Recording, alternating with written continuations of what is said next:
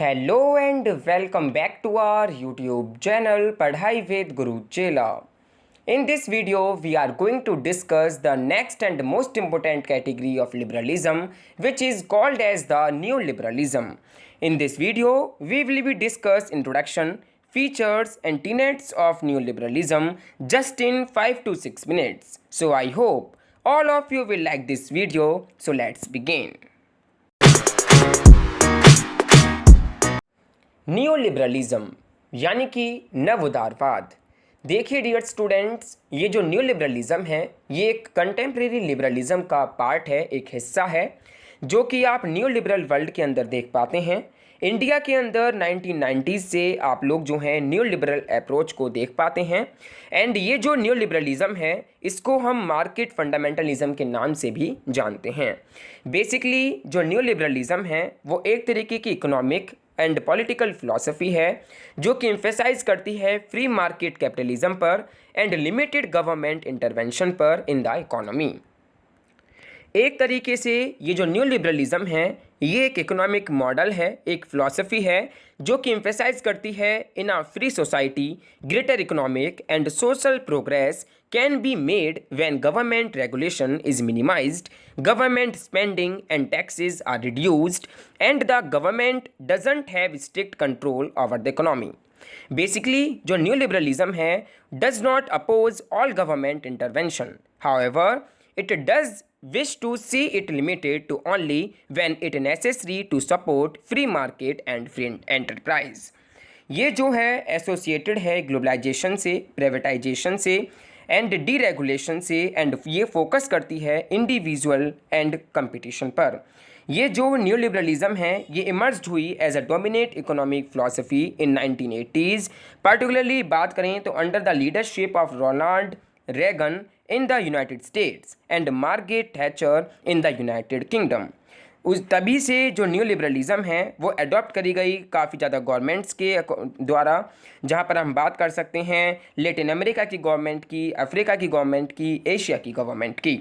तो इसका जो मेन आइडियाज़ हैं या फिर जो इसके मेन टीनेट्स हैं वो यही हैं कि इसके अंदर शामिल किए गए हैं promotion of free markets, privatisation, deregulation and a focus on individualism and competition. ये जो है इस बात पे भी एम्फेसाइज करता है कि the role of the private sector and the reduction of government intervention in the economy. देखिए डियर स्टूडेंट्स, बेसिकली जो न्यू लिबरलिज्म है वो क्या है, वो यही है कि demand for the revival of classical liberalism under the novel condition of globalisation. यानी कि जो ग्लोबलाइजेशन का जो सिचुएशन है, जो ये सिनारियो है, इसके अंदर क्लासिकल लिबरलिज्म का रिवाइवल होना, ठीक है, उसको दोबारा से स्थापित करना ही एक तरीके से क्या है, न्यू लिबरलिज्म है। ठीक है, देखिए आप लोगों को पता होगा कि जो क्लासिकल लिबरलिज्म था वो एम्फेसाइज करता था इंडिविजुअल इकोनॉमिक फ्रीडम पर and the protection of civil liberties पर under the rule of law. Classical liberalism जो है वो डेवलप हुआ था late 18th and early 19th century में। ठीक है, तो उसी का एक तरीके से अगेन सेटलमेंट आप कह सकते हैं न्यू लिबरलिज्म को, जहाँ पर आप देख पाते हैं ग्लोबलाइजेशन के सिनारियो में कि ज़्यादा कनेक्टिविटी हो गई है एंड जब से इंटरनेट का आविष्कार हुआ है जो ग्लोबलाइजेशन एरा है वो बहुत ज़्यादा जो है विस्तार पूर्वक आप लोग देख पाते हैं। एंड जहाँ पर कनेक्टिविटी हो रही है, फ्री ट्रेड होता है, तो ये सभी के सभी जो सिनारियो है इसके अंदर क्लासिकल लिबरलिज्म का होना एक तरीके से आप कह सकते हैं न्यू लिबरलिज्म का कॉन्सेप्ट है। जो न्यू लिबरलिज्म का कॉन्सेप्ट है, जो ये फिलॉसफी है, ये जो है government regulation, huge public spending and high tariff barrier, या फिर आप कह सकते हैं जो इंटरनेशनल जो ट्रेड है उसको डिस्करेज करना, ये सभी के सभी जो कारण हैं ये एक पुअर इकोनॉमिक ग्रोथ के कारण हैं। ये न्यू लिबरलिज्म का मानना है।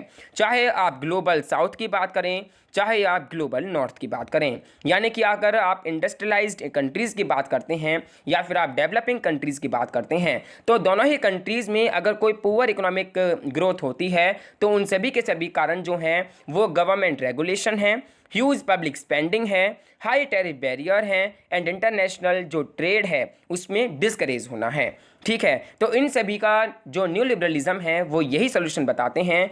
सॉल्यूशन जो है वो यही है कि आप मार्केट को जो है फ्री कर दें एंड जो फ्री ट्रेड इकोनॉमिक मॉडल है उसको आप लोग जो है अडॉप्ट करें। अगर आप ऐसा करते हैं तो आप जो है पुअर इकोनॉमिक जो ग्रोथ है उससे कहीं ना कहीं बच सकते हैं। तो इन्हीं पॉलिसीज़ पर काम करते हुए सबसे पहले हम बात करते हैं यूके एंड यूएसए की। तो यूएसए में जो आप कह सकते हैं रोनाल्ड रैगन थे उन्होंने, एंड यूके में जो मार्गरेट थैचर थे उन्होंने, दोनों ने ही जो है न्यू लिबरलिज्म की जो नई पॉलिसीज़ थी उनको अडॉप्ट किया एंड उन्होंने जो है इस पुअर इकोनॉमिक ग्रोथ को जो है कम से कम करने का प्रयास किया। अब देखिए ये जो प्योर इकोनॉमिक ग्रोथ हैं ये डोमेस्टिक लेवल पे देखने को मिलती हैं एंड ये जो इंटरनेशनल लेवल है इस पर भी देखने को मिलती हैं। तो दोनों को हम कम कर सकते हैं इन न्यू लिबरलिज्म पॉलिसीज़ को अपनाकर, जहां पर हम फ्री मार्केट की बात करते हैं and free trade economic model की हम बात करते हैं। अगर हम बात करें न्यू लिबरल्स के बारे में, तो जितने भी न्यू लिबरल्स हैं उनका ये मानना है कि मार्केट जो है वो एक तरीके से गॉड है। God has a solution for every problem.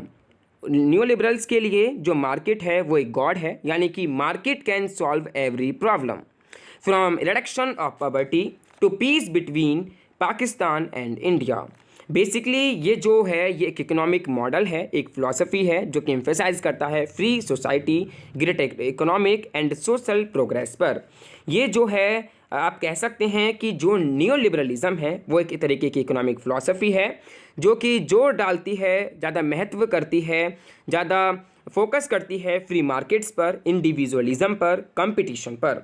ये एडवोकेट करती है privatisation of many public services, जैसे कि the reduction of government intervention in the economy and the promotion of free trade and globalisation. अगर हम बात करें इसके कुछ इंपॉर्टेंट एस्पेक्ट की, जो कि है emphasise on individualism and competition. New liberals का ये मानना है कि जो इंडिविजुअल्स हैं should be free to pursue their own interest and that competition between individual and firms will lead to greater efficiency and innovation. अब देखिए न्यू लिबरलिज्म के क्रिटिक्स भी बहुत हैं। आप देख पाते हैं कि न्यू लिबरलिज्म जो है वो आर्ग्यू करते हैं इस बात को लेकर कि ये जो है लीड करता है increased inequality as the benefits of economic growth have largely gone to the wealthy. They also argue that the reduction of government intervention in the economy has lead to the weakening of worker protections and the erosion of public services।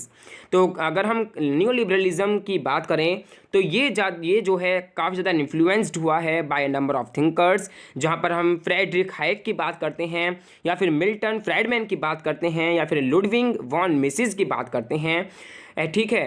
And these economists and philosophers emphasise the importance of individual freedom, the market and the role of the state in facilitating rather than directing economic activity.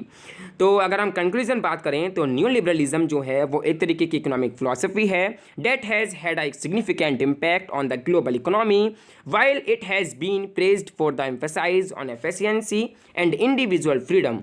It has also been criticized for its role in increasing inequality and weakening public services. सो ये है new liberalism का concept. I just hope कि आप लोग जो हैं समझ गए होंगे, थोड़ा बहुत आपको आइडिया मिल गया होगा कि आखिरकार क्या है इकोनॉमिक की जो न्यू कैटेगरी है, या फिर आप कह सकते हैं लिबरलिज्म की जो न्यू कैटेगरी है जिसको हम आज के टाइम में न्यू लिबरलिज्म के नाम से जानते हैं। तो उसमें क्या क्या मेन फीचर्स हैं, क्या उसके मेन टीनेट्स हैं।